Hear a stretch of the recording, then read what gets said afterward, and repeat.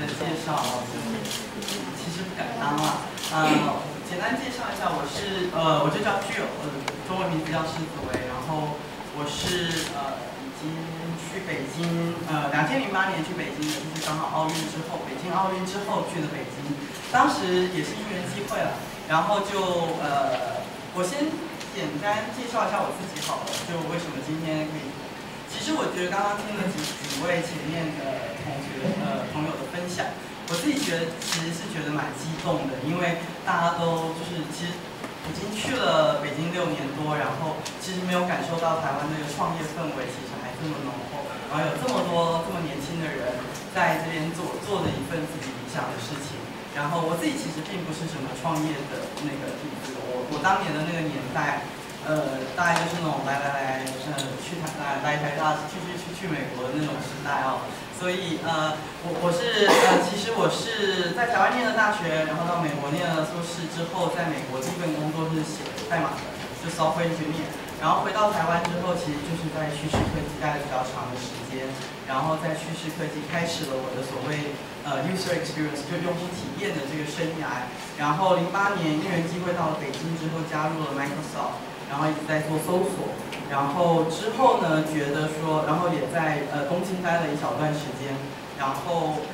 回到北京之后，觉得既然身为一个台湾人嘛，也总是心还是想说有一天能够回到台湾，所以不知道在大陆会待多久，所以那时候觉得说，既然是这样，刚好当年10年11年的时候，大陆的那个所谓移动互联网跟互联网正非常蓬勃火热化的在发展。所以就觉得说，既然人到了这里，就出去看看吧，就决定加入，毅然决然离开了 Microsoft， 然后加入了一个很 local 的小公司，然后就是专注在做所谓的移动互联网的。然后待了一段时间，学到了一些技能之后，在去年初的时候加入的猎豹移动，然后就是帮猎豹移动组建这个所谓用户体验团队。所以简单介绍一下我自己，大概是这样子。然后我想说，说猎豹移动吧。猎豹移动的名字叫 Cheetah Mobile， 虽然刚刚 Katie 说台湾很红，但我其实也不知道台湾有没有很红啦。但这个公司呢，是一个我们刚刚庆祝了4周年的公司，所以就是说这个公司从开始创立到现在刚好是满4周年，然后是今年5月8号在纽交所上市的，然后它有什么特别呢？就是说我为什么今天来站在这里跟大家分享？其实我比较想是来取经啦，我就说一些我们在猎豹是怎么做所谓用户体验，怎么做产品，怎么用一个创业的心态去做事情。然后今天有这么多创业家，其实我是希望能够从各位的身上能够学到更多东西的。那简单讲一下猎豹移动。Cheetah Mobile 呢，我们今年 Q3 因为现在已经上市了嘛，所以其实财报都是透明的。那刚刚发的财报呢，我们在移动端的 MAU 就是月活跃用户是突破全球是3.4亿。那在这3.4亿里面呢，有1.2亿是在中国，2.2亿是在全世界。然后其中更主要的是欧洲、美国这些主要的市场。然后总安装呢，我们在移动端的产品突破的是8.6亿。那我其实也许在这中间过程当中，有跟一些台湾的朋友啊、业界的那个朋友，稍微简短交流过。我想这种数字在台湾还是就其实不止在台湾啦，就是还是一个比较惊人的数字。那表示说，因为移动 MAU 突破3.4亿，表示每个月的活跃用户有3.4亿，全世界上有3.4亿的用户在用我们的产品。然后呢，Cheetah Mobile 呢已经蝉联了 Google Play 上面工具类的开发商，我们现在是全球第1，而且已经不是第1次了。然后在非游戏类，大家都知道，就是游戏又是另外一个世界嘛。我刚刚有一些做那个 App Play， 就是我们可以去那个试玩 demo 游戏的。在非游戏类开发商呢，我们是全球第2，也就是说我们已经超越 Google 了，然后就只在 Facebook 之后了。Facebook 因为 Messenger 的因为 Facebook 的关系，所以它在 Google Play 上是铺天盖地的。但基本上我们已经超过Google Play 自己的那个老东家 Google 了。然后我们怎么取到这个成绩呢？我们当然有一系列的产品啦，当然我们现在的明星产品就是 Clean Master， 在中国叫做猎豹心理大师，然后在台湾也有是叫 Clean Master。那其实 Clean Master 我们的就是 Cheetah Mobile 的产品在台湾已经是超过50% 的市占率了。也就是说，在台湾使用 Android 的手机的朋友们呢，有1半以上都有我们的产品。然后 Clean Master 是一个什么样的产品呢？其实我有点偷懒了，我并没有去截屏幕啊什么。那我其实是希望鼓励大家，如果你是用 Android 手机的话，拿出你的 Google Play 来搜一下 Clean Master， 你可以看到，我们基本上是从2012年底开始做这个产品的。其实到现在也就是不到2年的时间。然后一开始投入呢，我其实当时也在有加入这个项目这个 project， 那时候就4个人，就是4个做产品的人，然后里面可能4个人里面可能有2个开发这样子，就是这样一个非常非常小的团队，就这么做着，找到一个硬需求，就是大家在使用 Android 的时候，有很多空间上的问题，有很多效率上的问题。那 Android 对于所谓 memory 的一些 allocation 做的比较差嘛，所以我们可以比较有效的做非常非常深的一些营运，然后把它的清理效果跟加速效果做得非常好。所以就小兵立大功，然后找到一个很硬的需求，找到一个刚需，然后把它做深，你就可以把产品做好。这是我们的发现。所以到现在呢 ，Clean Master 这个产品 DAU 就是日活跃用户已经突破1亿了。其实，在2、3个月之前就已经突破1亿，现在大概是1.3、1.4左右，1.3。然后MAU 是超过2亿的。所以刚刚比较上面的数字，大家可以理解，其实我们目前移动端上的产品就是 Clean Master 为主，它已经成为一个几乎是品牌规模的产品了。然后 Google Play 上，大家可能会觉得说，这有点小故事啊，就是说 Cheetah Mobile 为什么不在中国做？为什么要做海外呢？这是一件比较不是很多中国的所谓移动互联网公司去走的路径。那其实中间有一个很大的原因，就是 Google Play 整个来讲，海外还是一个比较健康的一个生态环境，就是说你可以靠产品好，靠你对用户的关注，你可以把这个量做很大，你不需要去各种刷机啊、各种渠道啊等等等等。所以我们是比较坚信这一点的，所以我也是比较希望大家能够去 Google Play 上看一下，就是我们其实就是从用户来的评分得到4.7的高分，其实满分就是5分。那我希望大家再看一下的是呢，你往下刷看 user， 就是用户留的那些评论呢，只要是低于3星以下的，只要是3星、2星、1星，我们绝大多数都是5星。你可以看比例，那不是有一个条状图吗？如果是3星、2星、1星，我们一定有反馈，一定有回复。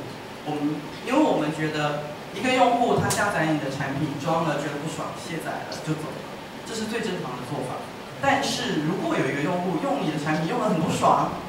还愿意花时间来跟你留言说他为什么不爽，那真的是一件非常珍贵的事情，你要好好的跟他聊一聊。所以这是我们的一个非常非常重要一个中心思想吧。所以我常常自己会在那里刷，对吧？我现在这个手机在这里，那我常常刷，几乎都不会错。那如果我看到有一个3星、2星、1星的那个回复用户的那个评论没有回复的话，我会马上发微信或者是打电话跟我们的产品团队说，有一条反馈还没有回复，赶快回复。我们是这样做的。所以，这是Cheetah Mobile。那当然中间我是带到很多，因为今天讲用户体验嘛，但我也不是希望花20分钟时间把那个所谓的设计啊什么什么的讲很透，所以我只是想要传达一些中心的思想，跟一些我们做产品的精神。好，那怎么做到的？刚刚的那些数字看起来都是以亿为单位的，怎么做到的？其实就是回到这一句，对于使用者经验的极度重视。我刚刚一直讲用户体验因为在对岸是这样讲的，其实就是 user experience， 其实就是这样极度的重视，不管是从产品的需求层面，从客服的层面，从处理反馈的层面，从开发的层面，从设计的层面，从运营的层面，从市场推广的层面，其实就是公司贯彻着对于 user experience 的极度重视，来达到刚刚大家在前一张 slide 看到的那些数字。那具体一点说呢，我就科普一下吧，因为我发现说大家对于所谓的 user experience 可能有一些不见得是很一样的认识所以我用30秒的时间很简单的讲一下。很多人会说 UI 就是说，你们团队那个 UI 是什么 ？User Interface， 它其实讲的是界面。有人会说 GUI 多了一个 G 听起来更厉害，但其实它讲的就是一个那个 Graphical User Interface， 它在讲的是一个界面，一个视觉界面这件事。有人会说你们家的 GUI 怎么样怎么样，然后有人会说 UED 在大陆很多的什么腾讯 UED 团队啊，百度 UED 团队啊 ，UED 讲的是 User Experience Design， 那它比较稍微狭义一点，它 focus 在 design 设计这件事，但是其实用户体验 user experience 是远远大于这些东西的。它包含的，就我刚刚讲的，用户的反馈你怎么去回复的，你怎么去处理的。然后我还要补充一点，我刚说的用户反馈不是只有中文哦，也不是只有英文哦，我们有来自于葡萄牙语、俄语、什么西班牙语、韩语，我们都是找到那些语言母语的人，然后加入我们的团队来一条一条的回复的。然后，所以我拉回来说 ，user experience， 我今天要讲的 user experience 其实是一个非常广义的，它其实是包山包海。所以就是说，不管今天在座的每一位朋友呢，你的在公司的角色，你是市场啊，你是要找写交是工程师啊，是做产品的啊，是 CEO 啊等等的，其实你都会碰触到 user experience， 都会碰触到使用者体验。那就我举一个例子好了，我之前在微软的时候做搜索，然后我有两个角色，我一个角色是做产品做 PM， 一个角色是做带那个用户体验团队。那有一天呢，那个老板就跟我问说，就在说那个搜索你输入一个关键字之后出现的那个结果页面呢，反应太慢了，就出来的太慢，它那个整个刷出来太慢了，然后。我们就坐在一个 meeting room 里面，然后那个老板就指着我说：“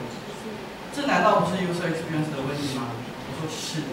那它会牵涉到什么？它会牵涉到我怎么去调架在机房里面的服务器，它的反馈时间，它一个页面加载，它有那个代码够不够干净，可以很快的加载出来，等等等等等，非常多问题。可是它是不是 user experience？ 是啊。所以我想讲的是 user experience 其实是包山包海，什么都有，包含你买一个，刚刚有人做软硬结合的硬件嘛，对不对？智能硬件，你在店里面看到它是怎么样的一个呈现方式，你把它带回家的时候，它好不好提？你开箱的时候，你先看到的是什么？大家都会觉得买个 iPhone 开箱的体验是很好的，因为这些都是设计过的。所以这是我心里的 user experience。我也希望，这也是我们公司。猎豹移动心理的 user experience， 然后怎么做呢？讲一下 user experience 怎么做。这是传统的做 user experience 的方法，因为其实做 user experience 还蛮长时间了。在我那个年代倚老卖老一下，在我那个年代最有名的就是这个肠子图，它告诉你用户体验怎么做。我知道大家看不清楚，也没有要让大家看清楚的意思啊，我就是示意一下说。它其实是很复杂的，它从这里是开始，然后就开始它要提出需求，然后去验证，然后去做第一轮的设计，然后拿了第一轮的设计去跟用户做可用性测试，做访谈，然后得到反馈，然后再把它修改了成第二轮，它是一个很iterate， 就我们讲说一个循环，不断循环的一个过程，然后做你就做结束了，这是我。那个年代被教导，我不管是在学校里学的，在业界刚进入业界的时候做用户体验的时候，其实就是被不断的教导这样做，你要不断的去验证。那现在有什么不一样呢？互联网我们今天的题目是说小步快跑嘛互联网怎么做美好的使用者体验？互联网跟平常有什么不一样呢？跟大家在做的东西有什么不一样呢？跟硬件软硬结合有什么不一样呢？我觉得我简单整理了几点嘛，那我就觉得比较像是说把它丢出来，然后看看有没有共鸣。那我相信在座的各位也会有一些遇到你们自己遇到的问题是，也许我都不知道的，我也很想要听听大家会否可以分享交流一下第一个就是飞快的节奏，这个应该是很容易引起共鸣吧。哦，我们现在在移动端，就我以前在做，比如说在趋势的时候，我们做企业级软件，它一个 life cycle 大概是1年半到2年。哦，然后我们做出来的那个大型的软件呢，它会被烧到一个 DVD 上面。然后再更早是 CD， 对不对？所以我这样一讲，大家都知道我的年纪。然后要被烧到 CD 跟 DVD 上面。然后设计一个漂亮的盒子，把它装进去，里面还有使用者手册，然后把它分发到各个什么灿坤啊，或者是什么，在美国可能是 Best Buy 啊等等上架。然后它这样的一个project，我那时候做大概是2年左右，所以它跟现在互联网节奏肯定是不一样的。现在呢，我们大概是1个礼拜1个版本，1个礼拜1个版本，我们算慢的了。大家知道微信一天能出几个版本吗？最近有一篇文章，微信现在一天可以发20个版本，很 amazing 对吧？互联网、移动互联网其实就是这种节奏，所以我们1个礼拜发1个版本，我们都还要一直自己反省自己说太慢了，太慢了，太慢了。你看微信人家一天可以发20个版本，不代表他一天一定要发20个版本，但他有这个能力发20个版本，哦。飞快的节奏，多变的市场，移动互联网是一个非常新的领域。可能在2年前大家讲的还是互联网，移动互联网就是这2年才红起来，突然爆发。所以表示，就像小孩子嘛，你刚1岁2岁，大家如果有小孩的话，他的改变是很大。我每次回台湾看我朋友小孩，我就觉得哇，怎么又变得不一样？又学了这么多的新技能，又会那个，又会翻滚，又会干嘛的，又会多说好多话。就是在这个很起步的阶段，它就是非常多变化，再加上太蓬勃发展了，所以用户是他一直在接受新的刺激，他一直在比如说我回到台湾，虽然手一招就可以招计程车，但我已经在大陆在北京我滴滴打车已经很习惯了。所以你对一些不同的生活方式，对一些不同的互动方式，你就会有了更不一样的期待。你有了更不一样的期待之后，你的那个 bar 你就会提高。所以这个市场本身是很多变的，这是互联网的本质。然后实时的数据，以前你发一个大型软件，对吧？我刚刚说的那个烧到 DVD， 然后发出去，你就到了用户手里，你基本上跟他就没有什么太多的互动了。所以那个时候做所谓的用户调研、用户问卷啊，或是面对面访谈啊，或者是 usability study 啊，其实成本都是非常高的，因为你要去找到这些人，你可能我们都会花大概1个月的时间去确定我们找到对的用户，然后马上请进来，然后设计一整套的那些问卷啊什么的，然后问出非常非常明确的答案。但它毕竟不代表所有的用户。现在呢，互联网你一上线，看你的数据就排山倒海而来，你就会有好多分析的方式，你马上知道你发了一个 app 好了，用户都在点哪里，某一个界面用户都在点哪里，点了这个之后到了下一页，它有多快的时间又回来，每一个数据都在告诉你好多用户的故事，他们的不满跟他们的喜欢，他们的需求在哪里，跟他们根本不需要这个你花了1个礼拜设计出来的东西，你有很多实时的反馈。然后就是修改成本，对吧？因为你一个礼拜发1个版本嘛，你这次犯错了又怎么样呢？天也不会塌下来，说真的。但除非是那种，前一阵子那个上个礼拜吧 ，Evernote 把他们的一些商品价钱都标成1块人民币，哇，大家疯抢。除非是像这种错误啦，那你就那个钱就出去了。但是基本上你即使犯一些错又怎么样？你马上上线，马上改，不像以前你还要。我还记得那时候你要把它印盒子的时候，你知道盒子上有1个字是错的，你要回收那些盒子都是非常痛苦、非常痛苦的事情。所以互联网，特别是移动互联网，我自己归纳认为是主要的这些特质，是跟以前我们在做所谓的软体我应该改口叫软体了，糟糕，软体是很不一样的。然后呢，所以。讲回来到设计，那它有什么样的影响呢？其实是很呼应的啦。第一个就是大胆尝试，胆子要大。我呼应到我刚刚讲的，怕什么呢？对吧？你必须大胆，因为你不大胆，别人比你大胆，他就比你快，他比你快到用户手上，用户就觉得这个东西是他做的，是他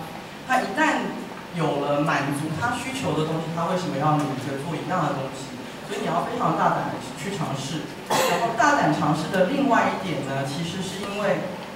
你永远没有足够的时间去80%以上的这么说吧，验证你将要推出的这个产品是很靠谱的。你永远没有办法十拿九稳，因为你想想看，你1个礼拜发一个版本，你产品经理好了，你在想需求的时间可能就是1天半，对吧？你要留给设计，也许在1天半的时间，开发在1天2天，测试1天，1个礼拜没了。然后 internal beta 就是内测公测上线，下一个版本又来了，对吧？一边就在想需求了，它其实是有重叠的，所以其实你没有时间去做非常完整的验证，说这个东西出去就一定对，你只能有时候牙一咬，硬着头皮，凭借的是什么？凭借的是之前版本累积下来的一些数据，凭借的是对于你竞争对手、对于市场的一些分析。还有凭借就是你这么做版本迭代下来之后，不断的试错之后，累积下来所谓的产品意识，你开始有那个感觉了，你开始可以觉得说，我觉得这样应该对，我觉得这样会比较好，然后你就去试了，试了之后，你就看数据，对不对？你上线之后你就看数据，数据会告诉你好多故事，然后当然你在看数据的时候呢，我都会跟产品经理讲说，你要有一个假设，要不然你看数据就是，你怎么解释都可以嘛，你蛋糕横着切、竖着切都是有可能的。但你要有一个假设，你今天做了某一个功能，你必须要有一个假设说，我觉得它在这个页面上某一个地方的点击率，这里会上升大概多少，这里大概会下降多少。然后你推出的这个产品，你看了数据，去验证它跟你的理论是不是一样，这才叫实验嘛。实验小时候那个老师都会教我们，你要有控制变因，你要有应变变因，要不然你同时变2、3个东西，你就不知道是哪一个在导致最后的结果。所以数据在互联网真的是非常重要的。我相信对产品尤其重要，但是我不知道在座的朋友有没有做设计、做用户体验的啊？那因为用户体验的领域的关系，可能在传统上对于数字比较不敏感，但是到了互联网真的不行，你一定要懂数据。然后从数据反馈呢，你再去不断的随时去优化。我说的真的是随时。我们有时候呢会开会，然后产品开会开到一半，然后就讲到一个什么东西，好，马上做，然后后来再继续开，就是说，那个谁呢去改了，去上线了，去改文案了，去改代码了，非常常出现的事情。因为你改了就上线了，你等什么？为什么要等？对吧？老板最常说为什么要等？你在等什么？对不对？就上线看，随时优化，然后通常甚至我们会做到说一个弹窗吧。它会有一句文案说，比如说刚刚那个 App Play 那个不是有说，你demo 了一段时间之后说你要不要 install 按下去，然后跳到那个 App Store， 对吧？通常那个弹窗上面的文案，我们都会是大概至少3种，去看用户对于哪一种文案的感觉最对。然后因为我们也做像 Master 我们做30几个语言嘛，所以其实有30几个不同的语言要去尝试。就不断的去优化。